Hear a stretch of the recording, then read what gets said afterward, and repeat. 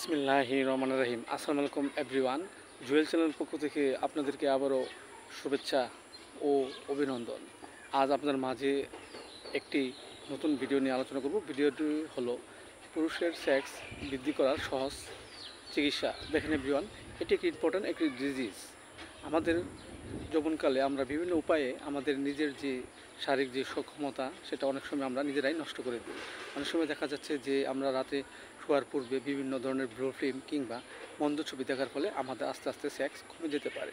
আবার দেখা যাচ্ছে যে আমরা অনেকেই ঘন ঘন স্বপ্নদোষের প্রবণতার কারণেও আমাদের এই রোগটি দেখা দিতে পারে।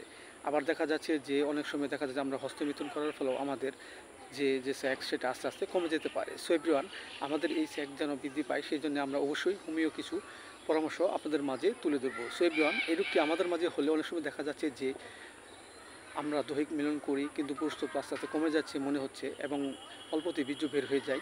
এক্ষেত্রে আমরা অবশ্যই আমাদের সেক্স বৃদ্ধি করার জন্য আমরা যে ওষুধটি সেবন করব সেটা হলো টানেনা মাদার। আমরা 10 ফোঁটা করে সকাল বিকাল 2 বার সেবন করতে পারি। এছাড়াও দেখা যাচ্ছে যে আমাদের দৈহিক মিলনের ইচ্ছা অনেক অল্প কথায় বা কোনো কিছু দেখার ফলে অল্পতেই বীর্য বের হয়ে যায়। এক্ষেত্রে আমরা অবশ্যই যে ওষুধটি সেবন করব সেটা হলো ইন্ডিয়ান মাদার। আমরা 10 ফোঁটা করে সকাল বিকাল 2 বার সেবন করতে পারি।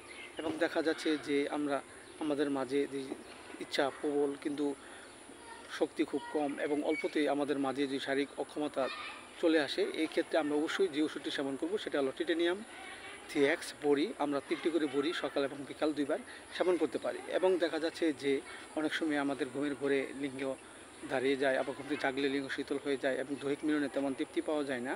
এক্ষেত্রে আমরা অবশ্যই যে ওষুধটি সেবন করব সেটা হলো লাইকোপোডিয়াম 200 2 ফোঁটা করে আমরা সকাল বিকাল 2 বার সেবন করতে পারি। পাশাপাশি আমরা পথ্য হিসেবে যা খেতে পারি তা হলো প্রতিদিন আমরা অন্তত 1 গ্লাস দুধ, কিশমিশ এবং খেজুর খেতে পারি। এতে করে আমাদের মাঝে যে সমস্যাটা সেটা আস্তে আস্তে দূর হয়ে যাবে এবং আমাদের সুস্থতা ফিরে আসবে। সো এভরিওয়ান, ভিডিওটি ভালো লাগলে অবশ্যই আপনারা লাইক দিবেন, সাবস্ক্রাইব করে পাশে থাকেন। সবাই ভালো থাকেন, সুস্থ থাকেন। Thank you so much.